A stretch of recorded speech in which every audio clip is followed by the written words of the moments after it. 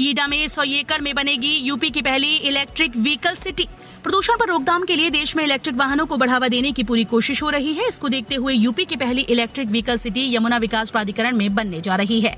Yamuna authority ने इसको 100 एकड़ में विकसित करने के लिए व्यापारियों के साथ हुई एक मुलाकात के दौरान सैद्धांतिक सहमति दी।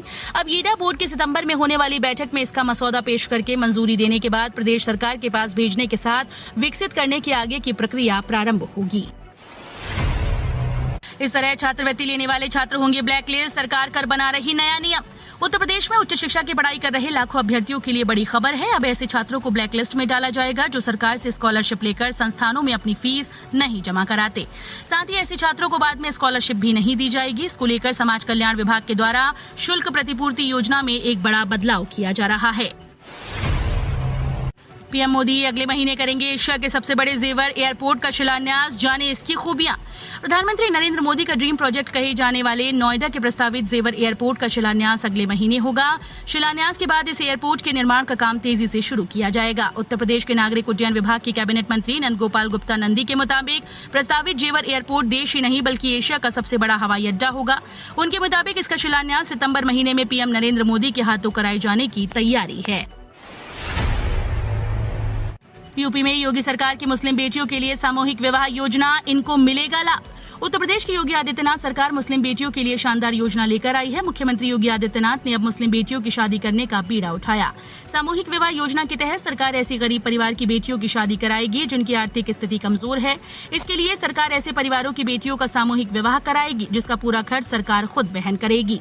उत्तर प्रदेश सरकार सामूहिक विवाह योजना के तहत मुस्लिम बेटियों को 20,000 रूपए देगी। साथ ही शादी में आने वाले खर्च भी सरकार उठाएगी। बलिया में जमीन के 4 किलोमीटर नीचे से निकालेंगे कच्चे तेल का भंडार। ओएनजीसी की रिपोर्ट में मिले संकेत। बलिया में कच्चा तेल का अकूत भंडार होने के संकेत मिले हैं। Oil and natural gas corporation limited ने अमेरिका की सेस्मिक मशीन की मदद से तकनीकी सर्वे रिपोर्ट तैयार की। इसमें शहर से सटे हैबतपुर गांव में जमीन के नीचे भारी मात्रा में कच्चा तेल मौजूद होने के संकेत मिले हैं। बहुत जल्द यहां पर भौगोलिक परीक्षण शुरू होगा। इसके लिए ओएनजीसी ने अलग टीम भी गठित करने की प्रक्रिया शुरू कर दी है। लखनऊ विश्वविद्यालय की पीजी प्रवेश परीक्षाओं का शेड्यूल बदला। लखनऊ विश्वविद्यालय ने 2 दिन पहले 2021-22 की परास्नातक प्रवेश परीक्षा का संभावित कार्यक्रम जारी कर दिया था। इस पर अभ्यर्थियों की आपत्ति आने के बाद इसमें कुछ परिवर्तन करके अब संशोधित कार्यक्रम जारी कर दिया गया। प्रवेश परीक्षाएं 6 सितंबर से ऑफलाइन आयोजित होंगी। सभी पाठ्यक्रमों की प्रवेश परीक्षाओं की नई तारीख और समय की जानकारी वेबसाइट के एडमिशन पेज पर अपलोड है। मुजफ्फरनगर से मिशन यूपी। योगी को प्रधानमंत्री बनना है इसलिए हमारे से पंगा नहीं लेंगे। भारतीय किसान यूनियन के राष्ट्रीय अध्यक्ष राकेश टिकैत ने कहा कि जब तक हमारी मांगे पूरी नहीं होती तब तक आंदोलन चलता रहेगा। 5 सितंबर से मुजफ्फरनगर से राष्ट्रीय किसान महापंचायत कर यूपी के साथ मिशन देश शुरू किया जाएगा। पत्रकारों से बातचीत में टिकैत ने कहा कि केंद्र सरकार किसानों को जाटलैंड, खालिस्तान आदि के नाम पर न बांटे। यदि किसानों को खालिस्तानी कहा जाता है कि सरकार तालिबानी है।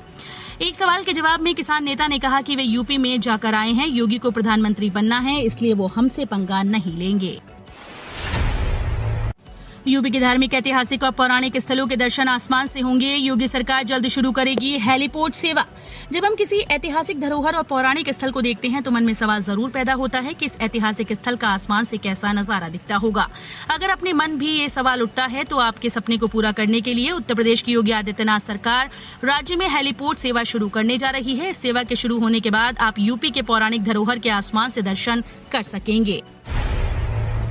राष्ट्रपति ने किया महायोगी गुरु गोरखनाथ विश्वविद्यालय का लोकार्पण। बोले सिटी ऑफ नॉलेज बनते देख खुशी हो रही है। राष्ट्रपति रामनाथ कोविंद ने शनिवार को गोरखपुर को 2 विश्वविद्यालयों की सौगात दी। उन्होंने महायोगी गुरु गोरखनाथ विश्वविद्यालय का लोकार्पण किया और इसके पहले उत्तर प्रदेश के पहले आयुष विश्वविद्यालय का शिलान्यास भी किया।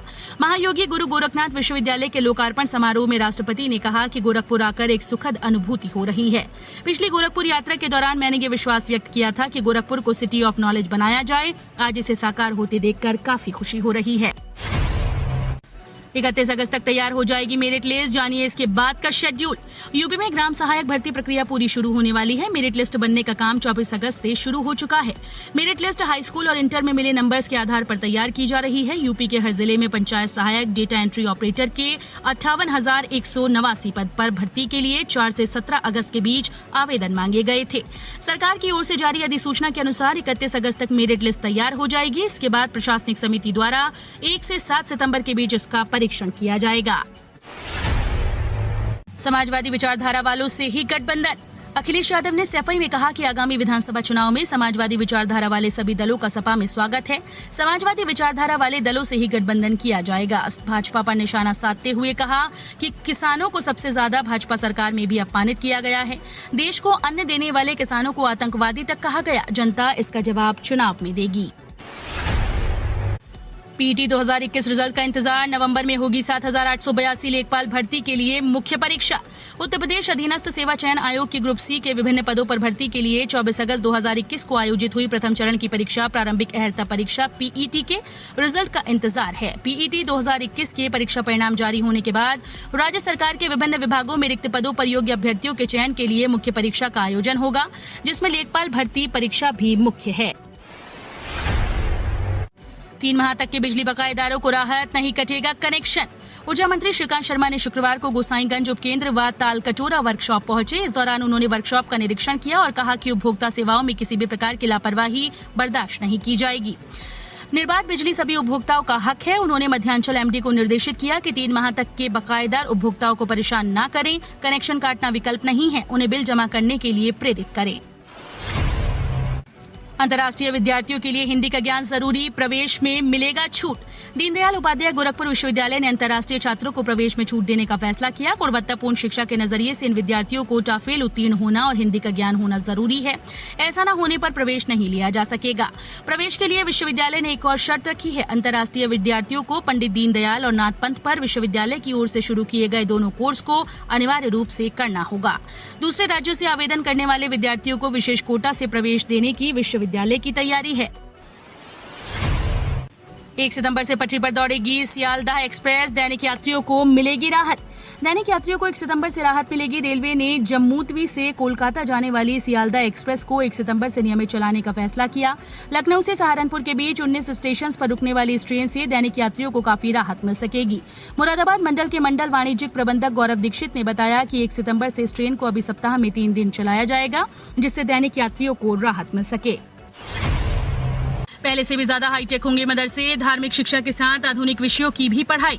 आधुनिक शिक्षा को प्रोत्साहित करने के लिए मदरसे को और हाईटेक बनाया जाएगा। भविष्य में यहाँ और हाईटेक तरीके से पढ़ाई होगी। राष्ट्रीय अल्पसंख्यक आयोग के उपाध्यक्ष आतिफ रशीद ने कहा कि मदरसों में धार्मिक शिक्षा के साथ साथ अंग्रेजी, साइंस, गणित के अलावा कंप्यूटर साइंस, सोशल साइंस, इतिहास, मनोविज्ञान, हिंदी आदि आधुनिक विषयों की शिक्षा को प्रोत्साहित किए जाने की योजना है। यूपी में सितंबर में कैबिनेट का विस्तार। 7 नए चेहरों को कैबिनेट में जगह मिल सकती है। जितिन प्रसाद और संजय निषाद का नाम तय। अनुप्रिया के पति आशीष भी दावेदार। उत्तर प्रदेश की योगी सरकार 3 या 4 सितंबर को कैबिनेट का विस्तार कर सकती है। इसमें 7 नए मंत्रियों को शामिल किया जा सकता है। बताया जा रहा है कि इनके नाम तय कर दिए गए हैं। संभावित मंत्रियों की सूची में हाल ही में भाजपा में शामिल होने वाले जितिन प्रसाद और संजय निषाद का नाम शामिल है। योगी सरकार विधानसभा चुनाव से पहले जातीय समीकरण को साधने की कोशिश में है। प्रदेश नेतृत्व ने संकेत दिया कि संगठन में जिम्मेदारी पाने वालों को कैबिनेट में इस बार मौका नहीं मिलेगा। नए कृषि कानूनों के खिलाफ संयुक्त किसान मोर्चा ने 25 सितंबर को किया भारत बंद का आह्वान। केंद्र के 3 नए कृषि कानूनों के खिलाफ जारी प्रदर्शनों की अगुवाई कर रही संयुक्त किसान मोर्चा ने 25 सितंबर को भारत बंद का आह्वान किया।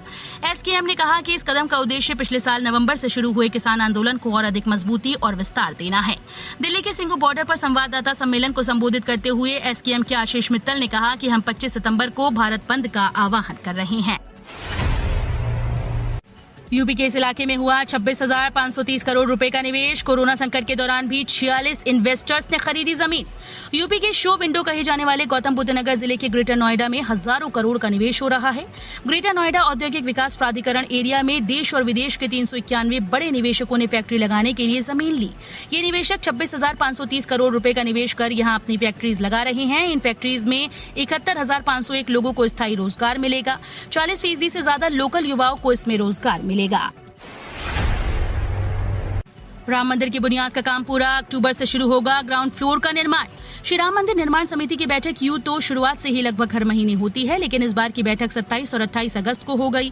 तारीखों के लिहाज से ये इसलिए महत्वपूर्ण हो जाता है कि आज 29 अगस्त को इतिहास के ऐसे पहले राष्ट्रपति रामनाथ कोविंद होने जा रहे हैं जो अयोध्या में आकर रामलला के दर्शन करेंगे। और दूसरी बात ये कि राम मंदिर की नींव का कार्य लगभग पूरा हो चुका है और अब बुनियाद का फाउंडेशन तैयार करने के बाद ग्राउंड फ्लोर के निर्माण का कार्य शुरू हो जाएगा।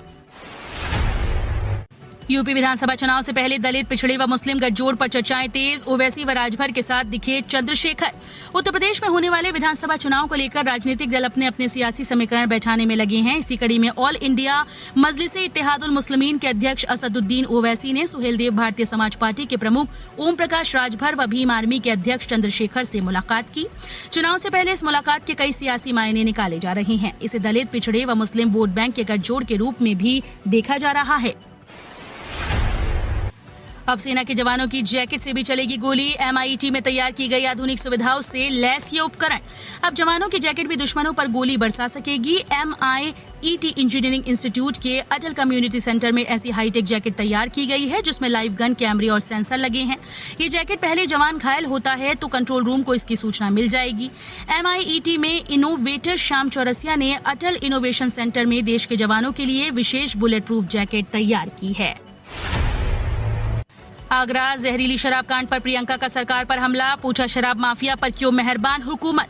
कांग्रेस राष्ट्रीय महासचिव व यूपी प्रभारी प्रियंका गांधी वाड्रा ने उत्तर प्रदेश के आगरा जिले में जहरीली शराब से हुई मौतों पर योगी सरकार पर तीखा हमला किया। उन्होंने कहा कि उत्तर प्रदेश में जहरीली शराब का कहर थम नहीं रहा। अब तक लगभग 200 लोगों की मौत हो चुकी है। शराब माफिया बेखौफ धंधा कर रहे हैं। उन्होंने सरकार से ये जानना चाहा कि वो शराब माफियाओं पर इतनी मेहरबान क्यों है। आगरा में हुई जहरीली शराब कांड पर यूपी सरकार को घेरते हुए यूपी प्रभारी प्रियंका गांधी वाड्रा ने शुक्रवार को ट्वीट किया। आर्थिक रूप से कमजोर छात्र मुख्यमंत्री अभ्युदय योजना में कर सकेंगे आवेदन। सरकार देगी फ्री कोचिंग। उत्तर प्रदेश में प्रतियोगी परीक्षा की तैयारी कर रहे निर्धन परिवार के युवाओं को उत्तर प्रदेश की योगी आदित्यनाथ सरकार ने मुख्यमंत्री अभ्युदय योजना की शुरुआत की थी। इस योजना के अंतर्गत उन परिवारों के युवाओं की आर्थिक मदद दी जाती है जो UPSC, जी, नीट आदि की कोचिंग आर्थिक स्थिति ठीक न होने के कारण नहीं कर पाते। योजना का लाभ लेने के लिए छात्रों के बीच प्रवेश परीक्षा आयोजित की जाती है जिसके अंतर्गत चयनित होने वाले छात्रों को निःशुल्क ऑनलाइन और ऑफलाइन कोचिंग दी जाती है। जनवरी 2022 से करें मेट्रो में सफर। 15 नवंबर से 90 किलोमीटर प्रति घंटा की रफ्तार से शुरू होगा ट्रायल। शहरवासी जनवरी 2022 से मेट्रो का सफर कर सकेंगे। शनिवार को कानपुर आए Uttar Pradesh metro rail corporation के MD कुमार केशव ने बताया कि 15 नवंबर से 90 किलोमीटर प्रति घंटा की रफ्तार से मेट्रो का ट्रायल शुरू हो जाएगा। कमिश्नर ऑफ रेलवे सेफ्टी का अप्रूवल मिलने के बाद जनवरी से शहरवासियों को मेट्रो की सौगात मिलेगी। IIT से मोती झील तक पहला प्रायोरिटी कॉरिडोर तक मेट्रो का संचालन होगा।